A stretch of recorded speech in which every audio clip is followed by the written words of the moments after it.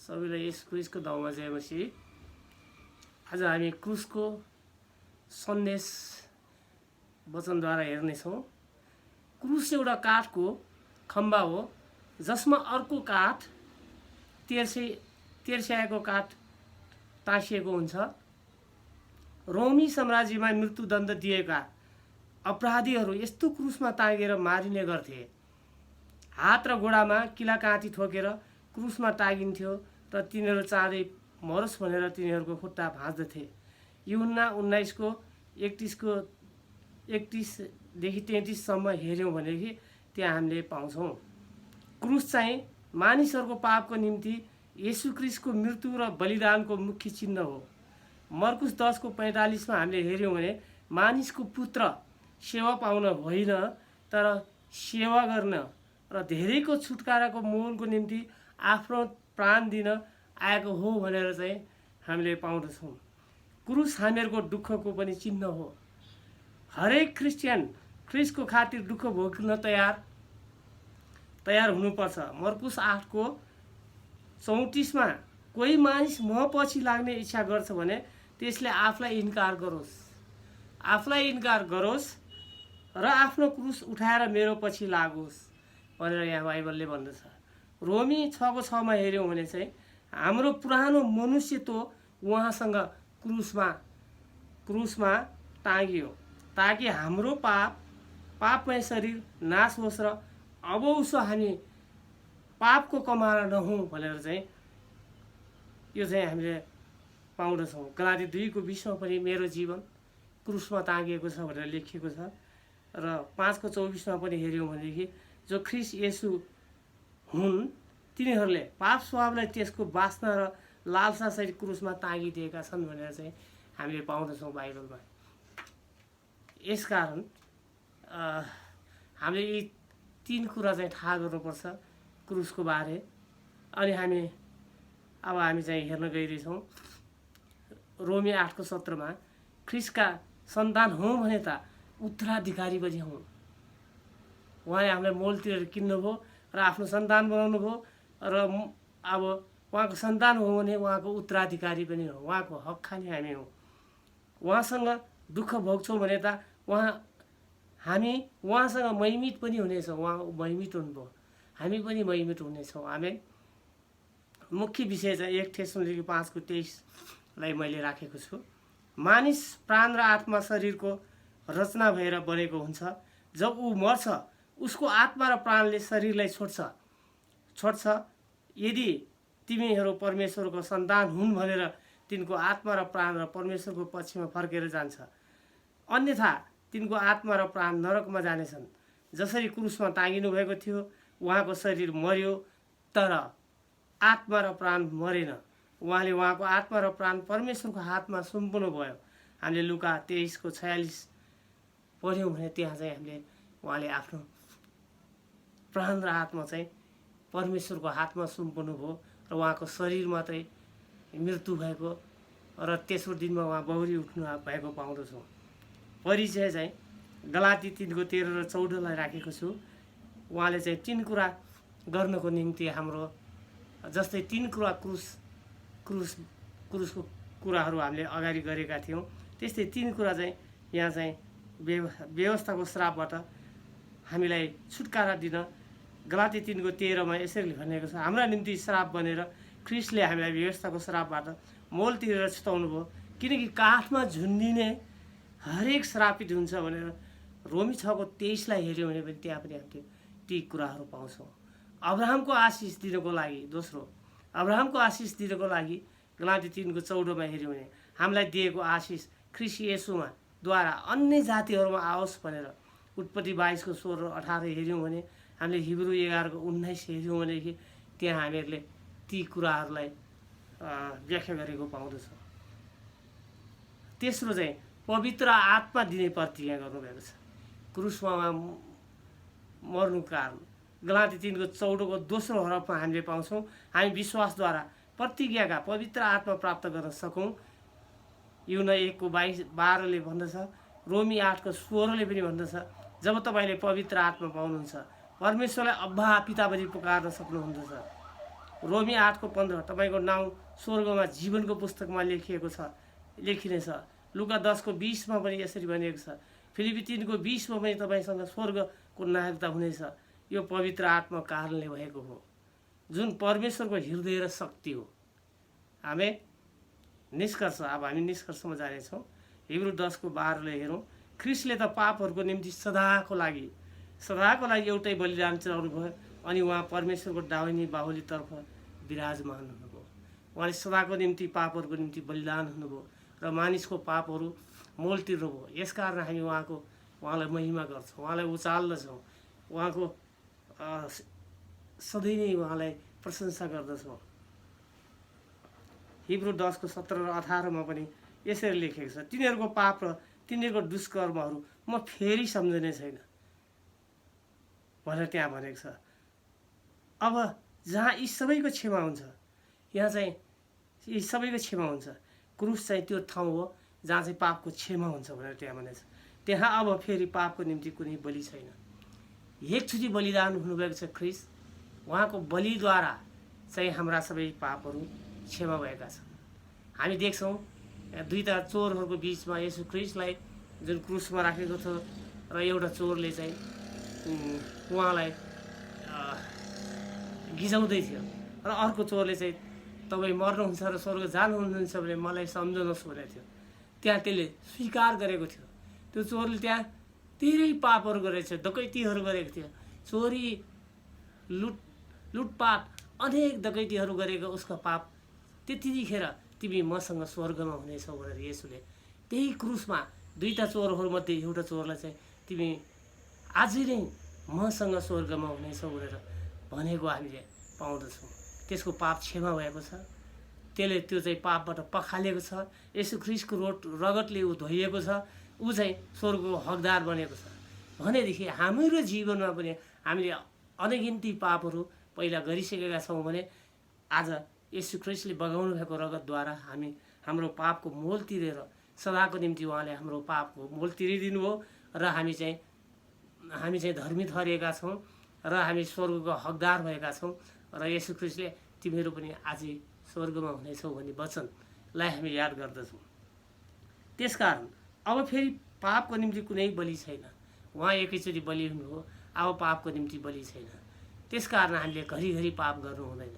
हामीले ख्रिस्टलाई चिनिसकेका छौँ। अब हाम्रो पाप क्षमा भइसकेको छ। हामी धर्मी कहलेका छौँ, हामी धार्मिक काम गर्दछौँ र हरेक मानवहरूलाई आफूले जानेको कुरा सिकाउँछौँ, बुझाउँछौँ र राम्रो काममा हामी आफ्नो बाटो लम्काउँछौँ र परमेश्वरले हामीलाई यही नै सिकाउनु भएको छ भनेर चाहिँ यहाँ भन्छ। अब हामी फेरि हिब्रू 10:26 हेरौँ। सत्यको ज्ञान पाएर, अब हामीले सत्यको ज्ञान पाइसकेका छौँ। ख्रिस्ट हाम्रो निम्ति मर्नु भएको छ, हामीले चाहिँ त्यो पाप हाम्रो पखालेको छ, हामीले ज्ञान पाएका छौँ येशू ख्रिस्टको भनेर चाहिँ यहाँ भनिएको छ। सत्यको ज्ञान पाएर पनि हामीले जानी पाप गऱ्यौँ भने पापको निम्ति अब उसको अरू कुनै बलिदान रहँदैन। आमेन। यदि हामी पहिलो पापी थियौँ, त्यो पाप क्रुसबाट पखालेका छौँ र हामीले चाहिँ अब उसो हामी पापको बाटोबाट हामी चाहिँ धार्मिकतामा हिँडिरहेका छौँ र हामी जानी सत्यको ज्ञान पाएर पनि हामी जानी पाप गर्दछौँ भने पापको निम्ति अब उसो अरू कुनै बलिदान छैन। यसकारण चाहिँ हामी पापबाट पखालिएर शुद्ध र पवित्र भएका छौँ। यस क्रुसले गर्नुभएको बलिदान, क्रुसको त्यो बलिबाट चाहिँ हामीले 3 कुरा पाएका छौँ। पहिलो चाहिँ व्यवस्थाको श्रापबाट हामीलाई छुटकारा दिन, दोस्रो अब्राहमको आशिष दिनको लागि, तेस्रो चाहिँ पवित्र आत्मा प्रतिज्ञा गर्नुभएको हामीलाई दिनको लागि। अनि यहाँ यस्तो कुराहरू हामीले पाउँदछौँ। यसकारण प्रियहरू, हामी चाहिँ येशू ख्रिस्ट हाम्रो निम्ति क्रुसमा मर्नुभयो। त्यो सरल तरिकाले हेर्छ, त्यो जुन रोमी साम्राज्यमा त्यो पापी मानिसलाई झुन्याइन्छ र त्यसको त्यो मरेन भने त्यसको हात गोरा भाँचिन्छ, भाँचेर त्यसलाई त्यो सजाय दिने त्यो काठको क्रुस हो। तर त्यो काठको क्रुसमा चाहिँ येशू ख्रिस्टलाई झुन्याए र येशू ख्रिस्टले हाम्रो निम्ति प्राण त्याग्नुभयो उहाँले शरीर त्याग्नुभयो, प्राण र आत्मा पिताको हातमा सुम्पनु भयो र तेस्रो दिनमा बौरी उठ्नुभयो। यस्तै हामी पनि हाम्रो प्राण, हाम्रो शरीर चाहिँ हामी त्याग्दछौँ, हाम्रो प्राण आत्मा चाहिँ हामी पितामा हामी सुम्पन्छौँ र चाहिँ हामी अनन्तको जीवनमा प्रवेश गर्नेछौँ मृत्यु पश्चात। यसकारण हामीले चाहिँ सत्यको ज्ञान पाएर घरिघरि हामीले चाहिँ पाप कर्मबाट हामी अलग रहेका छौँ। अब हामी 2-4वटा फेरि वचन हेर्नेछौँ निष्कर्षको, अनि हामी चाहिँ आजको वचनलाई हामी यहीँ राख्नेछौँ। यसैको 44को 22लाई हेर्नेछौँ। मैले तेरो अपराधहरू बादल झै र तेरा पापहरू बिहानको कुहिरो झै हटाइदिए। फर्किएर आइज, किनकि मैले तँलाई मोल तिरेर छुटकारा दिएको छु। उहाँले भन्नुभएको छ क्रुसबाट, मैले तेरो अपराधहरू बादल झै र तेरा पापहरू बिहानको कुहिरो झै हटाइदिए। फर्किएर आइज, किनकि मैले तँलाई मोल तिरेर छुटकारा दिएको छु। उहाँले मोल तिर्नुभएको छ, रगतको मोलबाट उहाँले किन्नुभएको छ। यसकारण हामीले ख्रिस्टलाई अब्बा पिता भनी हामी पुकार्दछौँ र उहाँको हामी उत्तराधिकारी हुन पाएका छौँ, उहाँको सन्तान हुन पाएका छौँ, उहाँको छोराछोरी हुन पाएका छौँ र हाम्रा मोल तिरेको कारण उहाँले हामीलाई महान प्रेम गर्नुभएको छ। हामी अब कलसी 2:13-15 हेरौँ।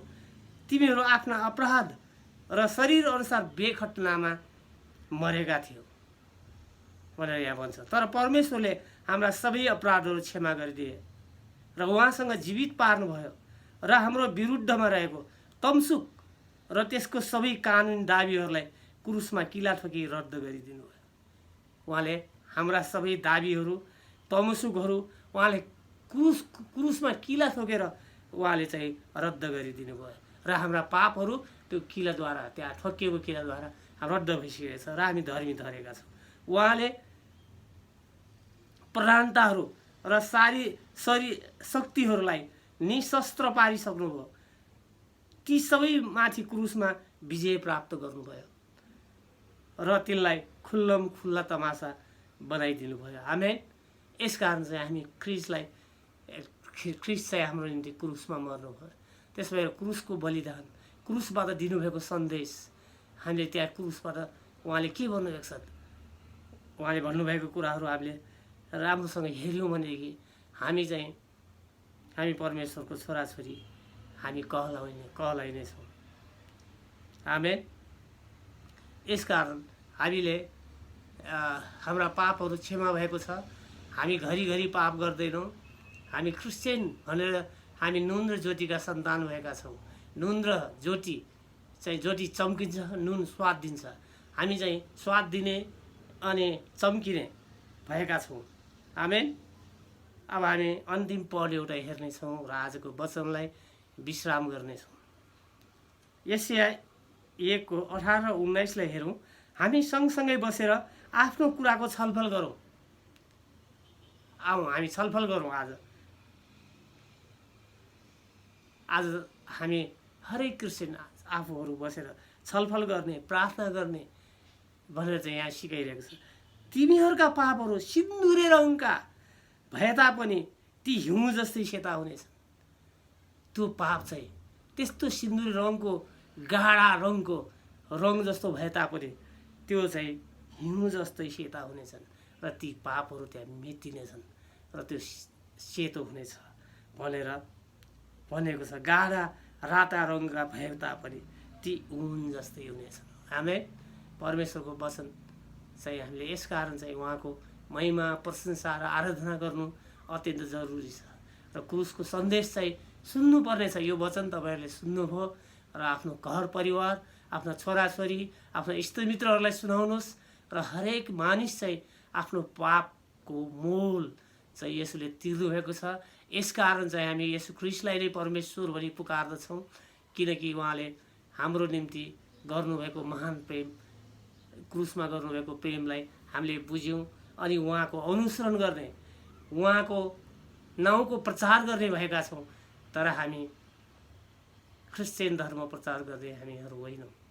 हामी त ख्रिस्टका बारेमा अरूलाई बुझाएर र उनीहरूलाई सत्यको ज्ञान प्राप्त गरून् भनेर चाहिँ हामी चाहिँ परमेश्वरको बारे सुनाउँदछौँ अनि हामी सुन्छौँ। उहाँको आराधना महिमा बिहान बेलुका हर समय निरन्तर प्रार्थना गर्छौँ। र अब हामीले मत्ती 6:6 हेऱ्यौँ भने पनि एकान्तमा बसेर पनि हामी प्रार्थना गर्न सक्छौँ अनि हामी उहाँको ध्यान गर्न सक्छौँ, उहाँलाई स्मरण गर्न सक्छौँ अनि हाम्रा कुराहरू राख्न सक्छौँ र उहाँले स्वर्गबाट हाम्रा सबै कुरा सुन्नुहुनेछ। आमेन। यसकारण प्रियहरू, क्रुसबाट येशूले भन्नुभएको सन्देश हामी यो दोस्रो भाग पनि हामीले सुन्यौँ। पहिलो भाग मैले पहिला नै युट्युबमा राखिसकेको छु, तपाईँहरूले हेर्न नभुल्नुहोस् र हरेक मानिसहरू यो वचनद्वारा आशिषित भएका हुन्। आमेन। धन्यवाद। जय मसीह।